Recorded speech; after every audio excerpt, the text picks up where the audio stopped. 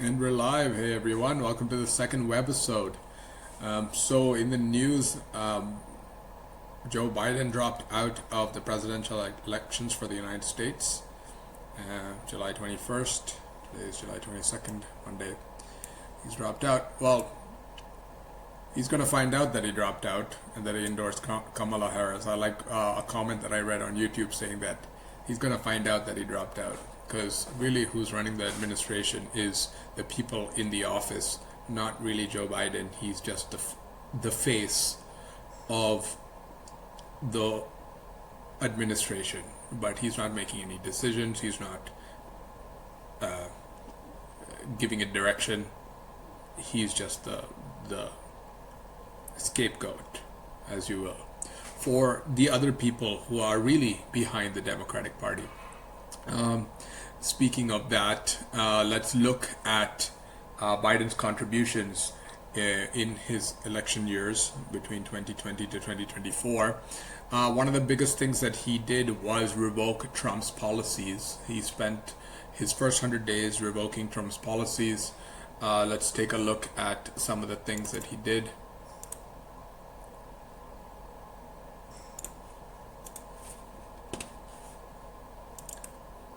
Grab it.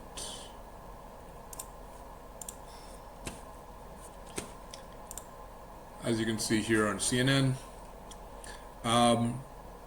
first 100 days in office, he signed 52 executive actions as opposed to Trump's 39. When Trump did 39 executive orders in his first 100 days of office, everybody was, the news was calling him a dictator and a tyrant. But when Biden does 52 executive orders in his first 100 years, CNN here is calling him CNN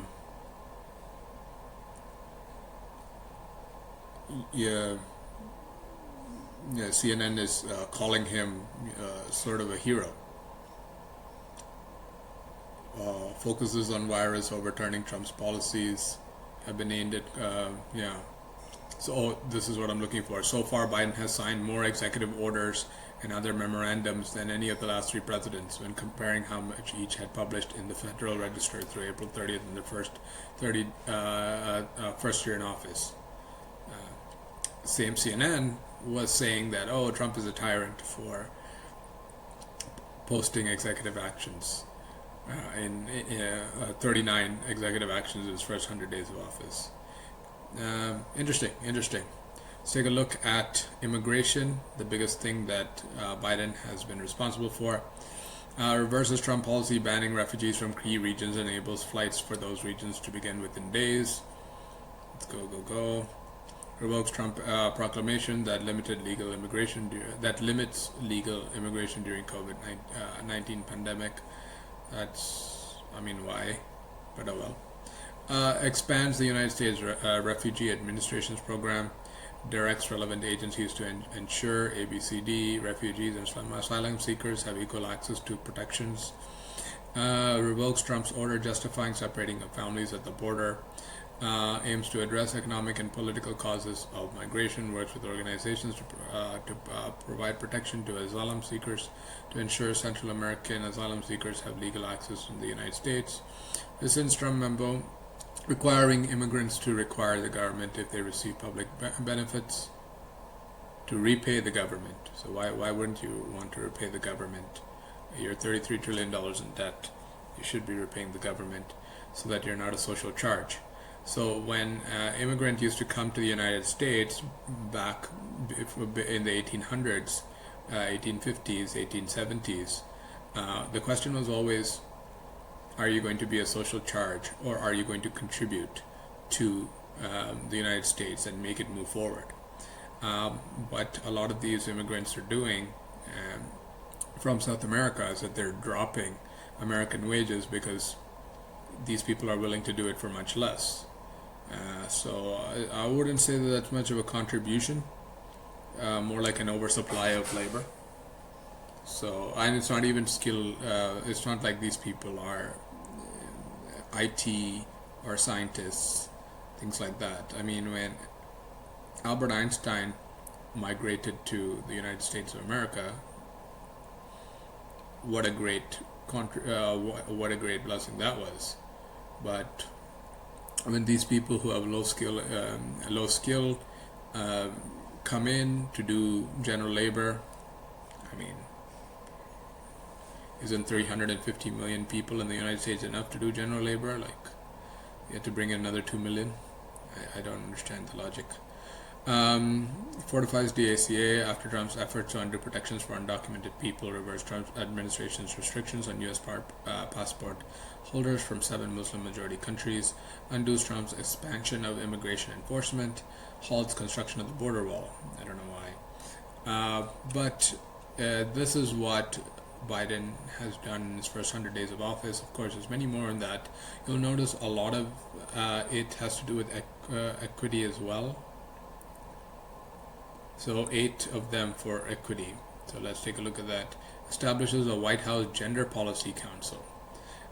Reaffirms as policy of the Biden administration that all students should be guaranteed an education environment free from discrimination, discrimination on the basis of sex. I mean, nobody is discriminating on the difference between men and women anyway, so I don't see what the problem is. Directs each agency to evaluate and submit a strategic plan in 200 days to promote and expand access to voter registration participation. Okay, that's voter registration. Let's go equity. So what is equity, right, versus equality? Equality is about everybody has equal access to opportunity regardless of your sex or regardless of your skin color. But equity talks about equal outcome. So even if your grades are less than your competitor, you're still going to get in. Even though you really don't deserve monies from the government because you have hands, feet, and legs hands and legs to do work, you still get money from the government too, because there's no real reason why. Just sign up for Section 8 or disability or whatever and you get your money. That's equity. Getting paid by the government for not working. That's equity. So there's a difference between, but the thing with equity is that somebody else pays. So the people people complain about equity,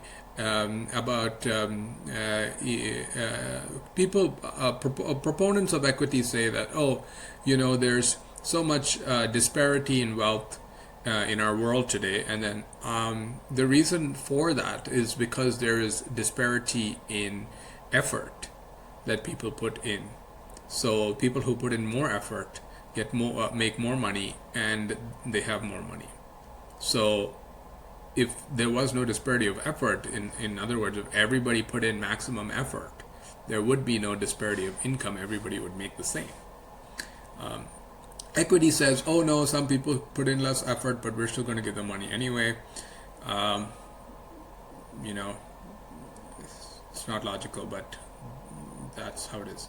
Directs the Attorney General not to renew federal contracts with private prisons. Okay, that's very good. Good job.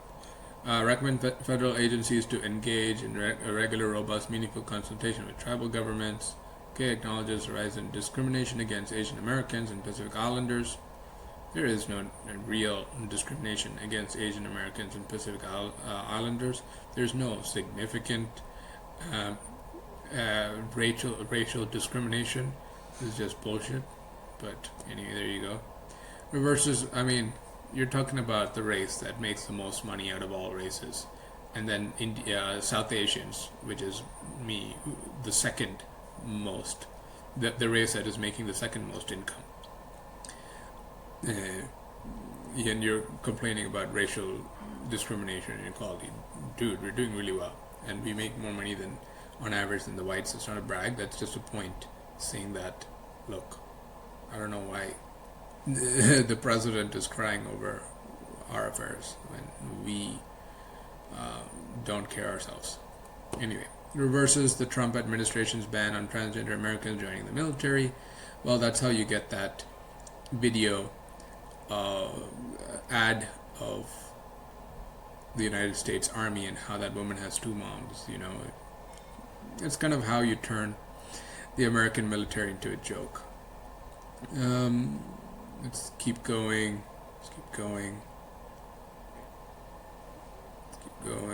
Rescinds the Trump administration 1776 commission, directs agencies to review their actions to ensure racial equality, prevents workplace discrimination on the basis of sexual orientation or gender identity.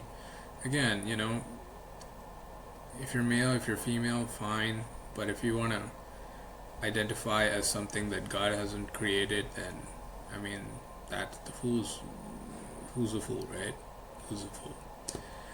Anyway, so if we want to look at that from a large perspective, we want to say that the majority immigration US 2020 to past 10 years.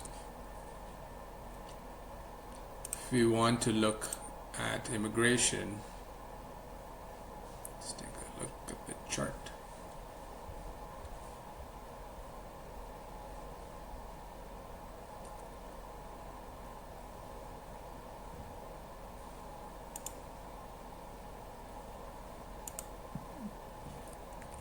Interested in apprehensions.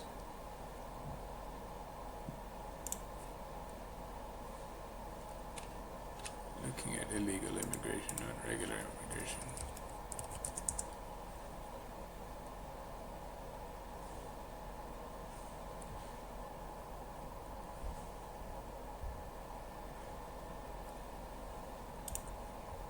I think this is what I'm looking for. And you're welcome to fact check me on this.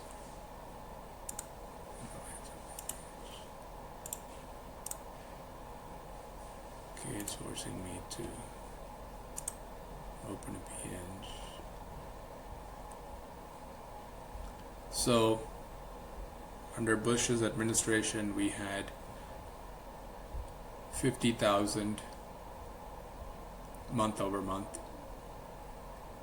Illegal immigration encounters. Under Obama, it was much less. Under Trump, it was quite steady, but look at that spike, that's not good. But under Biden, all of a sudden, now there's 200,000 illegal immigrants encountered at the border. Most of them got in. And the question is, that's the difference between strong leaders and weak leaders. When you're weak, people say, "Oh, I can just come in if I want to," and there you go. Anyway, that's that. And now the last topic that we had for today is the cause of inflation. So I would love to hear in the comments what you think about what's causing the inflation in the United States and Canada, and we can figure it out together. But after COVID, a lot of businesses did shut down, and I believe that constricted the supply chain. Also, government stimulus checks means that people are willing to pay more for the same amount of good. And so companies are like, hey, people are willing to pay for this stuff, I'm going to charge more for it and be happy. That's the problem with government stimulus checks and giving people free money that they haven't earned, is that it pushes the cost of goods up.